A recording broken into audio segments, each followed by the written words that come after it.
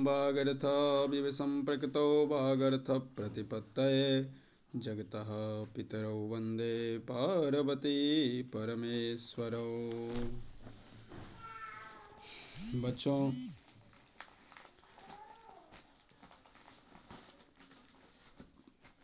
मैं गोपाल ठाकुर, सहायक प्राध्यापक व्याकरण, शास्त्री तृतीय वर्ष के लिए पाणिनि दर्शन से आप लोगों को आज का जो टॉपिक है, विषय जो है, पाणिनि के मत से पदार्थ।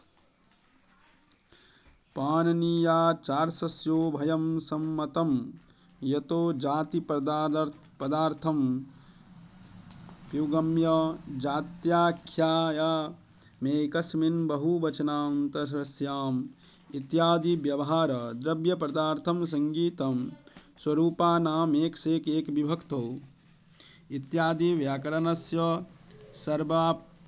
सर्वपार्षदत्वान्य मद्भयाभियुगमेन न कश्चिद् विरोधः तस्माद् वयं सत्यं परं ब्रह्मतत्त्वं सर्वशब्दार्थम इति संस्थितम्। आचार्य पाणिनि को शब्दार्थ के रूप में जाति और द्रव्य या व्यक्ति दोनों ही मान्य है। इसका कारण यह है कि जाति को पदार्थ मानकर उन्होंने जात्याख्यायाम अर्थात जाति का वर्णन करने का एक वचन शब्द विकल्प से बहुवचन होता है इत्यादि सूत्रों का प्रयोग किया है। ऊपर के सूत्र के उदाहरण में ब्राह्मणः पूज्यः और ब्राह्मणाः पूज्या देते हैं, जिनका अर्थ है कि ब्राह्मण जाति पूज्य है। यहाँ ब्राह्मण शब्द का अर्थ है ब्राह्मणत्व जाति। अतः पाणिनि को जाति पदार्थ मान्य है। द्रव्य को पदार्थ मानकर पाणिनि ने स्वरूपानाम अर्थात एक समान विभक्ति में रहने वाले जितने स्वरूप शब्द हैं उनमें एक ही शब्द बच रहता है इत्यादि लिखे हैं। रामश्च रामौ, यदि यह सूत्र नहीं होता तो घटश्च घटपतौ की तरह द्वंद्व समास में यहाँ भी रामा रामो होता। व्यक्ति अनेक होते हैं, इसलिए उनके अनुसार कई राम शब्दों का प्रयोग एक ही साथ होता है। उसे रोकने के लिए यह एक शेष विधायक सूत्र है। किसी भी दशा में व्यक्ति को पदार्थ मानने का श्रेय इस सूत्र का से प्राप्त है। व्याकरण शास्त्र सभी सभासदों के लिए समान है, अतः दोनों मतों को मान लेने में कोई विरोध का प्रश्न नहीं उठता। व्याकरण सभी लोगों के मतों पर ध्यान रखता है, जनतांत्रिक है तथा सभी मतों का माना जा सकता है, उनमें परस्पर विरोध न हो। इस प्रकार यह सिद्ध हुआ कि अद्वैत सत्य तथा परम सर्वोच्च ब्रह्म तत्व हो। सभी शब्दार्थों को अर्थ हो, चाहे वह जाति पक्ष हो या व्यक्ति पक्ष। जाति पक्ष में गोत्वादि जातियों का ब्रह्म की सत्ता से पृथक मानते ही नहीं। पक्ष में असत्य व्यक्ति की उपाधि के द्वारा सत्य ब्रह्म तत्व का प्रतिपादन होता है। तस्मात् शक्ति विभागेन सत्यः सर्वः सदात्मकः एकोऽर्थः शब्दवाच्यत्वे बहुरूपः प्रकाशते। सत्यस्वरूपमपि हरिणोक्तं सम्बन्ध समुद्देशे यत्र दृष्टा च दृश्यं च दर्शनं च विकल्पितं तस्यैवार्थस्य सत्यमाहुस्त्रयनो विधिनः। विकारागमे सत्यं सुवर्णः कुण्डले यथा विकारापगमो यत्र तमाहुः प्रकृतिं पराम्।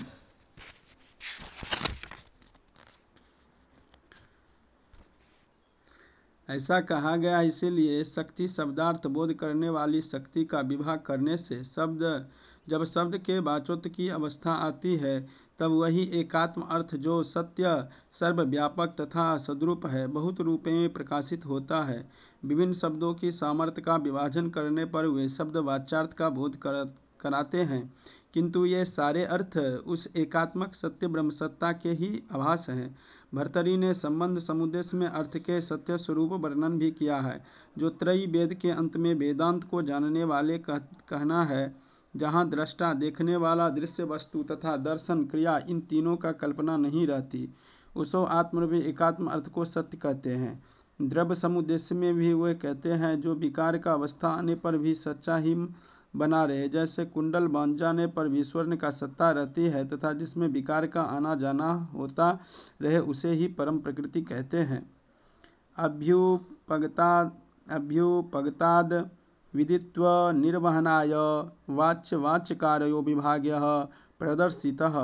वाच्या या सर्वशब्दानां शब्दाच्च न पृथक्कृतः अपृखत्वेऽपि सम्बन्धस्तयोर्जीवात्मनोरपि इति तदुपाधि परिकल्पितभेदबहुलतया व्यवहारस्या विद्यमात्रकल्पितत्वेन प्रतिनियताकरोपधीयमानस्वरूपभेदं ब्रह्मतत्त्वं सर्वशब्दविषयः अभेदे च पारमार्थिके संवृताश्च व्यवहारदशायां स्वप्नवास्तुदुच्यमानः प्रसंचो विवर्तय इति कारिकार्थः। ऊपर सिद्ध किए गए अद्वैत तत्व के निर्वाह के लिए वाच्य और वाचक स्फोट में अभेद भी दिखाया गया है। सभी शब्दों का वाच्य है उस नित्य स्फोट रूपी शब्द से पृथक नहीं है। पृथक न होने पर भी दोनों का संबंध जीव और परमात्मा की तरह यद्यपि ब्रह्मसत्ता और अस्फोट एक ही है, पर कल्पना का कारण उन दोनों का पारस्परिक संबंध प्रतिभासित होता है। जीव और परमात्मा एक ही है, परंतु कल्पना से ही व्यवहार दशा में नियामक भाव का संबंध प्रतिभासित होता है। उसी प्रकार स्फोट और ब्रह्मसत्ता का संबंध है जो काल्पनिक है। ब्रह्म तत्व ही सभी शब्दों का विषय वाच्य है। उस ब्रह्म तत्व में प्रत्येक वस्तु के निश्चित आकार के अनुसार रूप के भेदों में आरोपण होता है, किंतु यह उन वस्तुओं की उपाधियों के द्वारा कल्पित भेदों के बाहुल्य के कारण यथा व्यवहार दशा को केवल अविद्या मान लेने के कारण होता है। चूँकि अभेद परमार्थिक वास्तविक है, अतः संवृत्ति आवरण कल्पना के कारण व्यवहार दशा में स्वप्नावस्था की तरह नाना प्रकार के प्रपंच विस्तारपूर्ण वस्तुएं भ्रम से दिखलाई पड़ते हैं। यही उक्त कारिका का अर्थ है। यथा स्वप्न प्रपंचोऽयं मयि माया विजिम्बितः एवं जगत प्रपंचोऽपि मयि माया विजिम्बितः तद्धितं कुटस्थे परस्मिन् ब्रह्माणि सच्चिदानन्दरूपे प्रत्यगभिन्न गवोतेते नाद्या विद्या निवृत्तो तादृगं ब्रह्मात्मानवास्थानलक्षणं निःश्रेषयिष्यसि। और उसके वेदांत मत के विशेषज्ञों ने व्यक्त किया है कि जैसे यह स्वप्न का प्रपंच मेरे अंदर की माया की वृद्धि के कारण है, वैसे ही यह जागृत अवस्था का प्रपंच भी मेरे अंदर की माया की वृद्धि के कारण ही है। जागृति अवस्था के स्तर में हम स्वप्न की बातों को मिथ्या मानते हैं, वैसे ही परमार्थिक दशा के स्तर के जागृत अवस्था की चीज़ों को भी मिथ्या ही कहना चाहिए। तो इस प्रकार कूटस्थ परम ब्रह्म जो सच्चिदानंद के रूप में तथा जीव प्रत्यक्ष से अभिन्न है, उन्हें जान लेने पर अनादि काल के चली आने वाली अविद्या की निवृत्ति हो जाती है तथा उस निःश्रेष की प्राप्ति होती है जिसमें साधक ब्रह्म के रूप में अवस्थित हो जाता है।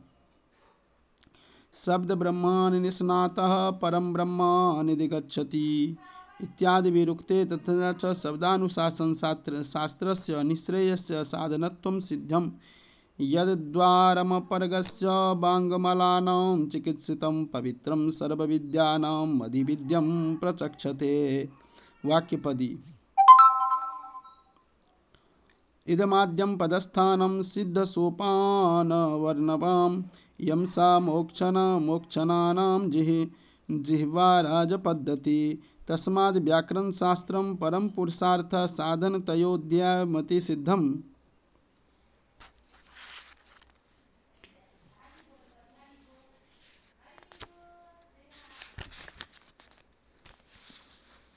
कहते हैं बड़े लोगों का भी कहना है कि शब्द ब्रह्म है। प्रवीण होकर पुरुष परम ब्रह्म मोक्ष ब्रह्म सायुज्य की प्राप्ति करता है। महाभारत शांति पर्व अध्याय में 270 इस तरह का शब्दानुशासन व्याकरण शास्त्र मोक्ष का साधन है, यह सिद्ध होता है। वही कहा भी है कि व्याकरण शास्त्र अपवर्ग का साधन है। पाप को उत्पन्न करने वाले अपशब्द रूपी वाणी के मलों को चिकित्सा करने वाले हैं। सभी विद्याओं में पवित्र हैं तथा सभी विद्याओं में इसकी पूछ है। क्योंकि सभी शास्त्रों में अर्थ शब्दों से ही लिया जाता है और शब्द का संस्कार व्याकरण के अधीन है, अतः सबों को प्रकाशित करने वाले व्याकरण ही है। उसी तरह यह व्याकरण सिद्धि के सोपान खंडों में पहला सोपान है। मोक्ष प्राप्त करने के लिए तो यह सीधी सड़क ही है।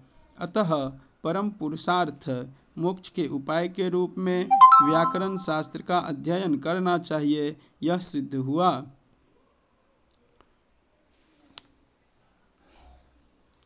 तो इस तरह से आज की कक्षा को मैं यहीं पर विराम देता हूँ और अगली कक्षा में आप लोगों के साथ अगली विषय को लेकर के पुनः मैं आप लोगों के साथ उपस्थित हो जाऊंगा। हम लोग अभी पाणिनीय दर्शन के बारे में, स्फोट इत्यादि के बारे में, मीमांसाओं के तर्क, वाक्यपदी के तर्क,